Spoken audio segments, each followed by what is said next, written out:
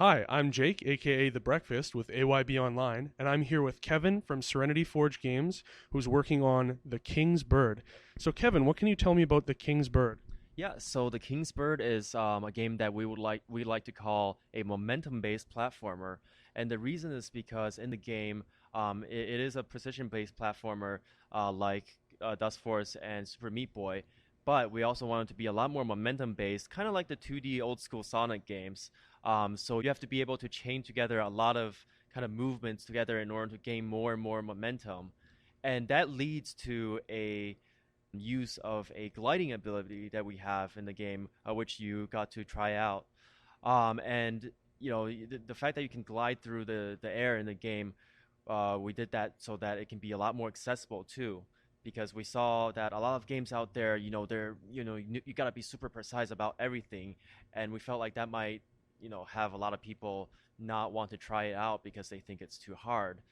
So we want to definitely make it so that those hardcore kind of precision platformer fans can enjoy the game too.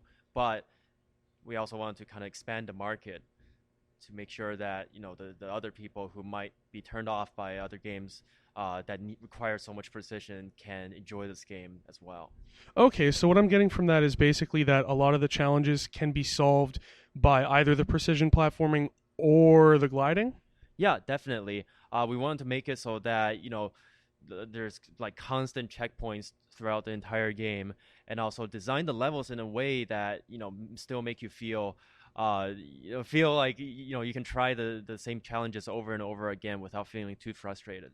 Okay, and you mentioned that your game is running on Game Maker, Yeah. and I have to say that it's one of the most beautiful games that I've ever seen running on Game Maker. It's absolutely gorgeous, especially the vector style kind of clean art. Right. So, what can you tell me about working with Game Maker? Have you had any specific challenges or any specific like benefits to working with Game Maker? Right, there's definitely a lot of challenges, and honestly, all the credit goes to our lead developer, Dian, and he's actually a full-time student right now, which makes it even more amazing because he can do, basically magic in Game Maker, and he's been working on it since he was in middle school, so he's very familiar with it.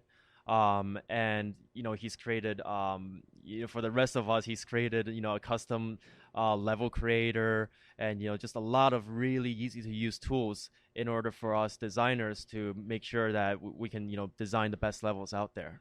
Okay, and you also said that the game was still a little ways out. Are you guys planning on doing like an early access program or anything like that, or do you have a proposed release date? Yeah, so it's in pre-alpha right now. So it's definitely going to be at least a year until we can feel comfortable really announcing a final release date. When it comes to early access, that's something we're not too sure about yet. We are thinking about potentially doing a Kickstarter sometime next year. Okay, that's awesome. So, are you planning on doing any kind of multiplayer, or is this just a single player focused game, or Yeah, so right now we're aiming for it to be mainly a single player focused game, but we are also planning to do online leaderboards because, like I said before, we also want kind of the core precision platformer speedrunning fans to get a lot of benefit from this game. And, I know that looking at games like Dust Force and speedrunners, a lot of people are really into trying to, figure out the levels and trying to get through the levels as fast as they can. I like that comparison to speedrunners because we're all big tiny build fans Right. at AYB, so that's great. We've run a lot of tournaments, so maybe we'll be running some King's Bird tournaments at Baseland sometime. Yeah, we love their game as well, and like all their games really, and they're really helpful when it comes to helping out other indies. Like for example, up on the sixth floor at PAX, they were live streaming various other indie games that were at PAX, and we got to showcase the King's Bird at their booth, live streaming it for a while yesterday. That's awesome. Yeah. Actually, speaking of collaborations like that, one big thing that happens at shows like this, expos like this, is you get collaborations. Right. So have you had any collaborations with anybody? Like, have you talked to any other developers in the mini booth or mega booth and kind of gotten some tips, or maybe given some tips or helped them out with their games? Yeah, and one of the great joys of coming to events like PAX is being able to meet other developers and kind of share tips and tricks with each other, and also kind of see that those other developers of all those great indie games that you've heard of are like actual human beings. It's just really good to talk to them and just share life stories with each other. And we're constantly looking for potential collaborators because we love working with other people. And we're based in Boulder, Colorado, which doesn't have many other indie developers. So to come to a place like Seattle and see that there are like indie developers everywhere, it's just really, really a rewarding experience for us. You also mentioned that The King's Bird is a story-driven game. What can you tell me about the story about The King's Bird? Right. So the general narrative is that so you start off being this girl in this isolated kingdom ruled by a tyrant king, and neither the girl nor the player is really understands why they're in this situation. All they know is that they want to free themselves from this kingdom.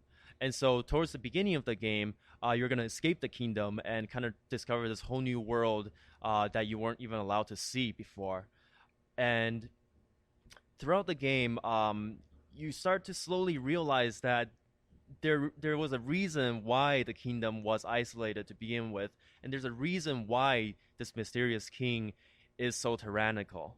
And so we wanted to bring up the issue of balancing freedom versus safety and security. And we don't want to preach like a specific message towards the end of the game, but we do want to we want the player to basically come to their own conclusion about how much freedom they truly value versus how much security they value, in return, because there's definitely always a trade-off between the two. Okay, and how is the story going to be told? Is it going to be told through kind of like text-based cutscenes, or is there going to be voice acting, or is it going to be sort of like elements hidden within the map that you sort of have to discover the story?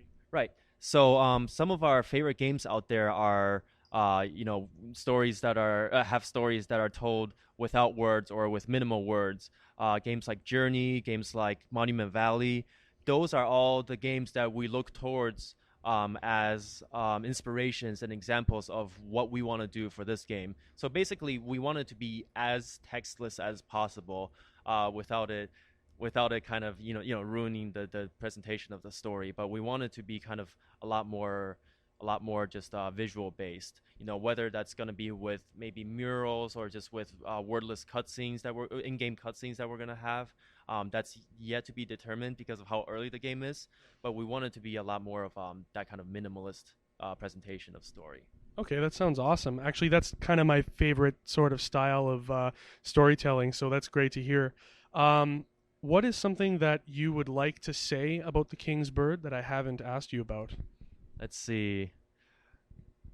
Well, one really pleasant surprise that we've gotten over the past 2 days showing this game at PAX is that a lot of people have been comparing it to the 2D Sonic games, which I'm pleasantly surprised about because everyone loves the 2D Sonic games, especially compared to the more recent ones out there. Yeah, yeah. And it's really great to have our game compared to 2D Sonic because, again, we keep on saying, oh, it's a momentum-based platformer, but when you think about it, that's exactly what the 2D Sonic games were about too. They were all about using your momentum to really roll across green hills or loop-de-loops. Mm-hmm. So that's something that I kind of just want to mention as like something that I'm pretty happy about. Yeah. Well, that's awesome. Well, thank you very much for your time. Yeah, this has been great. And once again, this is Serenity Forge with The King's Bird. Thank you for watching.